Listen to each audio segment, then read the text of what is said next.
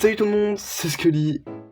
Il y a 2 mois, je me suis lancé un défi, celui de dessiner, que dis-je, de créer 151 nouveaux Pokémon. Je vais m'organiser par zone ou par classe, donc les premières forêts, les différentes grottes, tout ça, les surpuissants, donc les pseudo-légendaires, les vrais légendaires, et aujourd'hui, on commence par les starters, bien évidemment.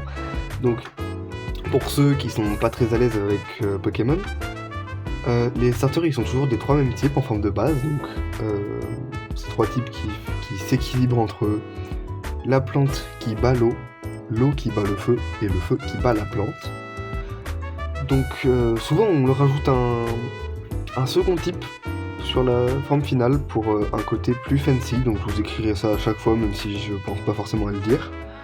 Donc c'est parti, bienvenue dans ce premier épisode du Scullydex. Je sais d'avance que cette série va être beaucoup trop longue et que je risque de pas la finir avant la fin de ma scolarité, mais c'est pas grave.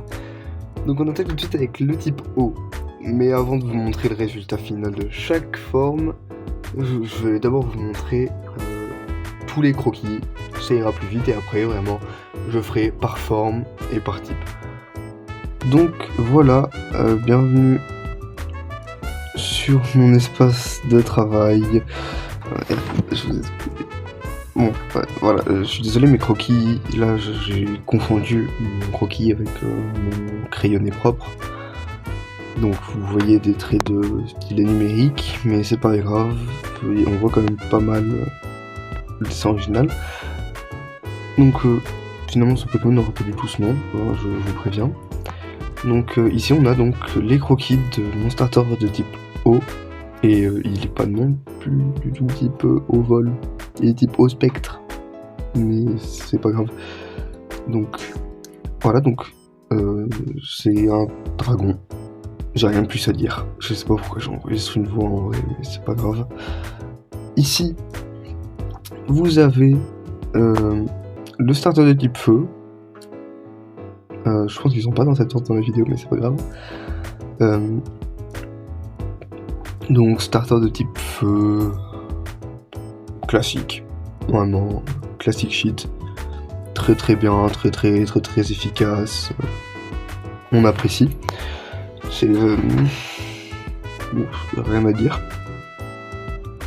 Et là donc on a les croquis des starters de type plante, donc je suis désolé, j'ai pas grand chose à dire sur les croquis. Parce qu'ils sont pas bien différents des versions de base, enfin des versions finales en fait. Mais je vous les montre, ça peut peut-être vous intéresser. Voilà. Donc allez, on part sur le starter de type O, Dynamax.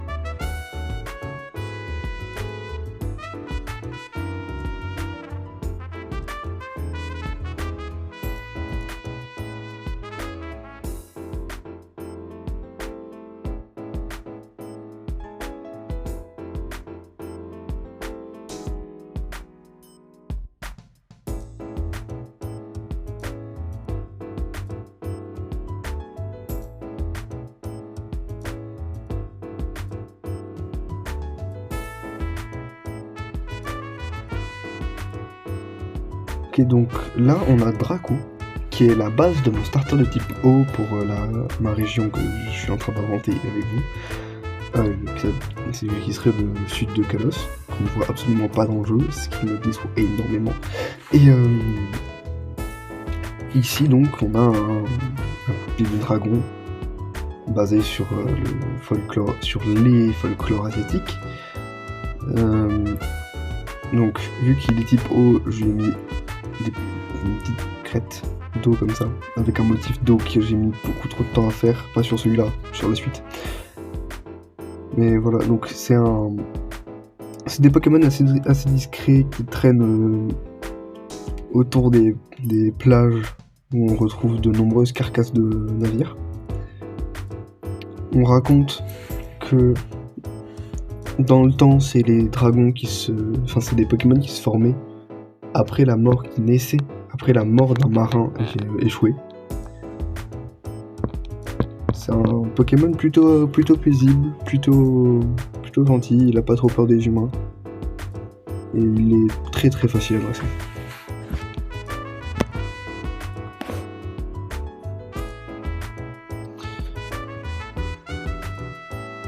ici, on a la première forme évoluée du coup de Draco, qui s'appelle Naufrage.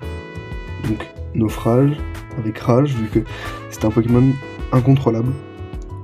Son corps est très instable, c'est pour ça qu'au fur et à mesure, il devient de plus en plus H2O.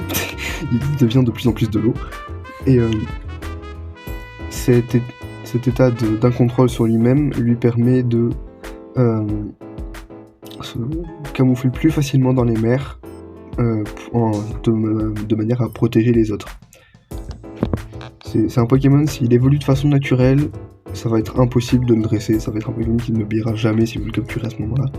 Mais si vous le capturez alors que c'était encore un Draco, donc j'ai pas expliqué, mais Draco c'est Draco de dragon, écrit D-R-A-K-E-A-U. J'avais pas d'inspi. C'est un Pokémon enragé, incontrôlable, instable physiquement et mentalement, qui se met malgré tout avec une bonne sagesse, vu qu'il s'isole pour pas blesser les autres. Et donc ici on a Tempétueur, la forme finale de ce magnifique Pokémon que j'ai créé. C'est un Pokémon de type eau ténèbres, contrairement aux deux formes d'avant qui sont type eau, et donc encore une fois vous retrouvez en plus une crête d'eau, avec en plus une collerette autour de son cou, que j'ai passé énormément de temps à faire, même si le pire pour ce motif-là c'était sur l'autre qui en avait beaucoup plus.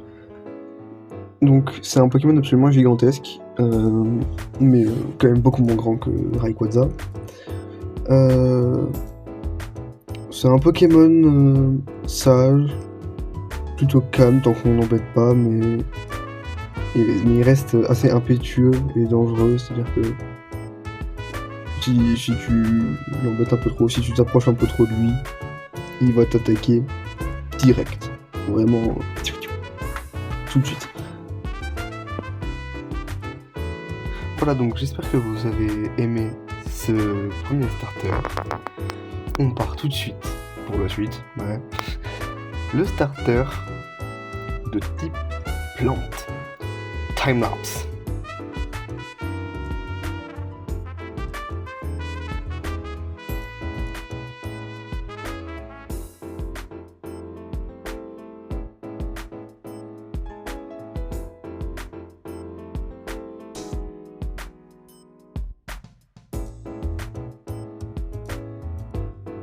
Donc ici, vous voyez Pousseton, le starter de type plante que j'aime beaucoup. Franchement, ça, pour moi, tous les Pokémon que j'ai dessinés, et j'en ai dessiné pas mal, c'est franchement de mes préférés. C'est donc un petit caneton avec un bourgeon sur la queue. Il est tout mignon, j'ai pas grand chose à dire sur lui, ne serait-ce que il est très paisible, très social, il parle beaucoup aux humains. Et ses plumes forment régulièrement un peu partout sur son corps des éléments végétaux comme une petite tige ici, une petite feuille ici, et donc un bourgeon là. C'est un Pokémon tout cute, tout chill, très gentil, voilà. Ici nous avons Caneron, donc de canne et bourgeon. Donc c'est encore une fois un canard, un peu plus gros, il fait à peu près la même taille que Reptincelle pour ceux qui ont la vision. C'est un Pokémon très provocateur. Il n'aime pas trop le contact humain, parce qu'il était trop habitué quand il était un pousseton. Donc c'est un Pokémon très provocateur et qui sait qu'il plaît beaucoup aux humains. Donc il en joue pour obtenir un petit peu tout ce qu'il veut.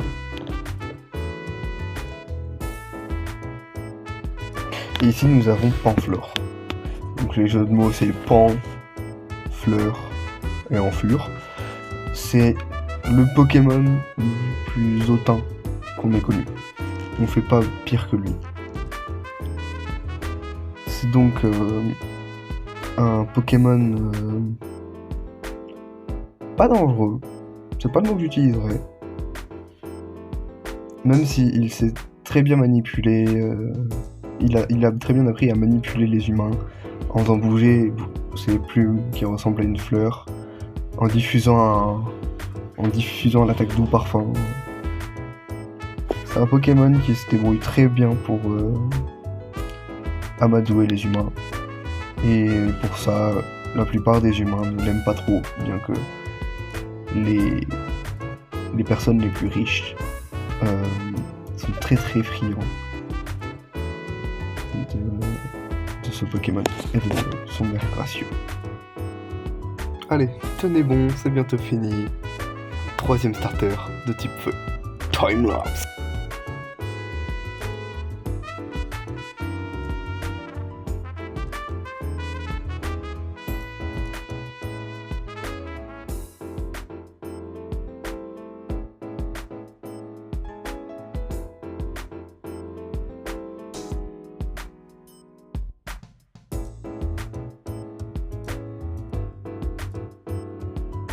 Pour notre dernière ligne évolutive, nous commençons avec Anquifonte, qui est adorable.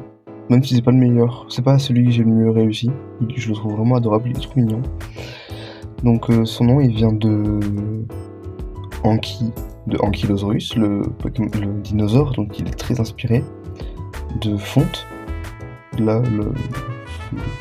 fonte dans métal par exemple, et ça avec antifonte parce que son corps est constitué d'acier, mais à ce stade-là, il n'est pas assez chaud pour pouvoir fondre et se défendre correctement.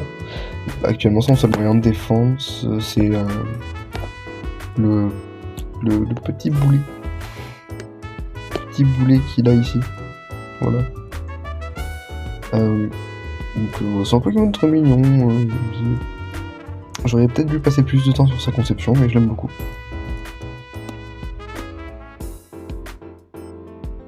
Ici nous avons Armature, donc voilà, donc son nom c'est un jeu de mots avec armature, et le fait que son corps soit encore partiellement rigide.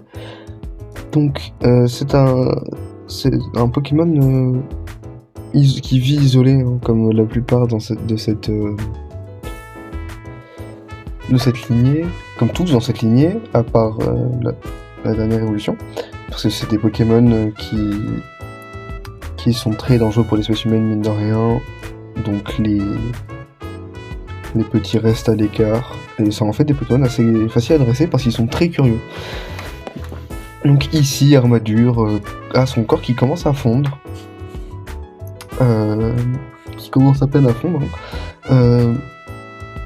et il aime pas trop les humains, encore une fois. Mais voilà, je le trouve stylé. Je sais pas trop ce que vous en pensez, mais moi je l'aime bien.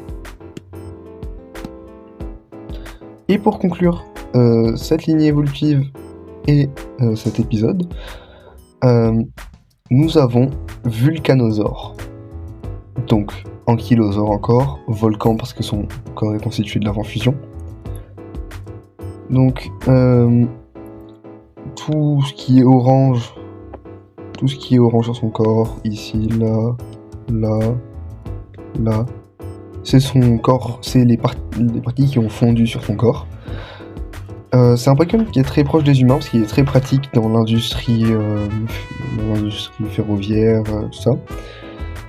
Donc les humains ont décidé, pour pas qu'il fonde complètement, de renforcer sa tête et ses pattes arrière avec